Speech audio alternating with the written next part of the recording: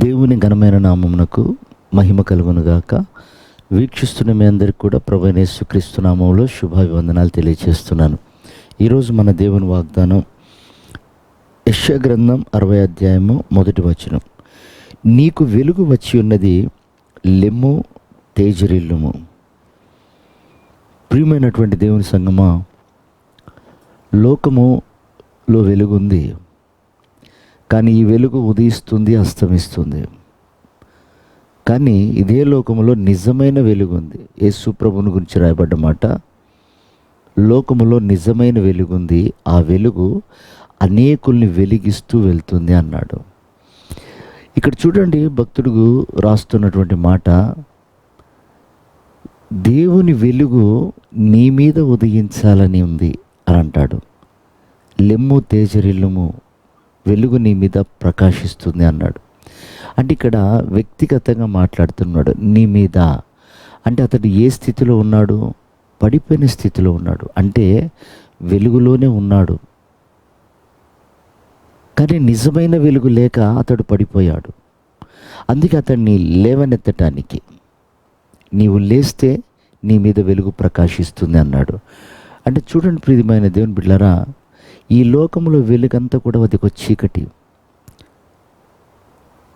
ఎలా అంటే లోకంలో వెలుగును చూస్తున్నటువంటి వారు చాలామంది చీకట్లు ఉన్నారు. లంచగొండితనం ఒక చీకటి, లోకంలో వ్యసనాలతో జీవించడం ఒక చీకటి, అబద్ధం ఆడటం ఒక చీకటి. అంత మాత్రమే కాదు, స్వార్థపూరితంగా బ్రతకటం ఒక చీకటి, రహస్య జీవితం చేస్తూ బ్రతకటం ఒక చీకటి. వీళ్ళు వెలుగులోనే ఉంటారు, ఈ పనులన్నీ చేస్తూ ఉంటారు. వీళ్ళు చీకటి సంబంధాలు, వీళ్ళు పడిపోయిన వారితో సమానం. అందుకే ప్రభు అంటాడు, నీవు లేస్తే నీ మీద నిజమైన వెలుగు ప్రకాశిస్తుంది అన్నాడు. ప్రియమైనటువంటి దేవుని బిడ్డలారా, చూడండి, చాలామంది క్రైస్తవ బిడ్డలు కూడా లంచగొండితనం తీసుకుంటూ, అక్రమంగా బ్రతకటానికి ఇష్టపడుతూ, రహస్య పాపాలు చేస్తూ జీవిస్తూ క్రైస్తవులు అని చెప్పుకుంటున్నారు. కానీ వాళ్ళు ఈ లోకములో ఉన్న అన్యుల కంటే మరీ భయంకరంగా పడిపోయినటువంటి వారు. ప్రభు అంటున్నాడు, ఈ 2024 చివరి మాసంలోనికి వచ్చాం. మరొకసారి మన స్థితిని బట్టి దేవుడు మాట్లాడుతుంటాడు. ఒక్కసారి నువ్వు మరలా చీకటిలో ఉన్నావా, వెలుగులో ఉన్నావా, నువ్వు గ్రహించి ప్రభుకు అప్పగించుకోగలిగితే, ఒకవేళ చీకటిలో ఉంటే ఈరోజు ఈ వాగ్దానం నీ కొరకే. నీవు కానీ లేస్తే, లెగటం అంటే ఏంటి? నీ తప్పిదమును నువ్వు తెలుసుకుంటే, నీ పొరపాటు నువ్వు గ్రహిస్తే, నీ అక్రమాన్ని విడిచిపెట్టడానికి నువ్వు ఇష్టపడితే, దేవుడు అంటాడు నీలో ఆయన ప్రకాశించటానికి ఇష్టపడుతున్నాడు.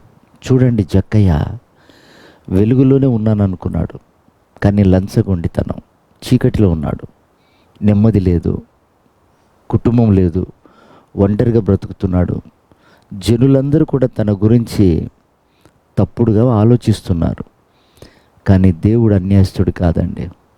ఒకరోజు ప్రత్యేకంగా తనను దర్శించే టైం తండ్రి నిర్ణయించాడు.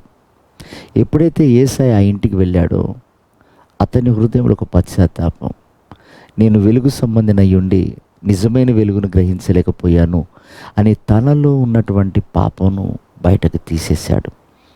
ఈరోజు మన హృదయాలలో ఉన్న ద్వేషము, పగ, అసూయ, కక్షలు, అపవిత్రత, ఇవన్నీ కూడా మనం తొలగించుకోగలిగితే ప్రభు అంటాడు, నీవు నిజమైన వెలుగు, నీవు సాక్షిగా ఉంటావు. నిన్ను బట్టి అనేకులు ప్రభుని అంగీకరిస్తారు. కనుక ప్రియ దేవుని బిడ్డలారా, రక్షణ ఈ సంవత్సరాంతంలో మరొకసారి మనం జ్ఞాపకం చేసుకుందాం.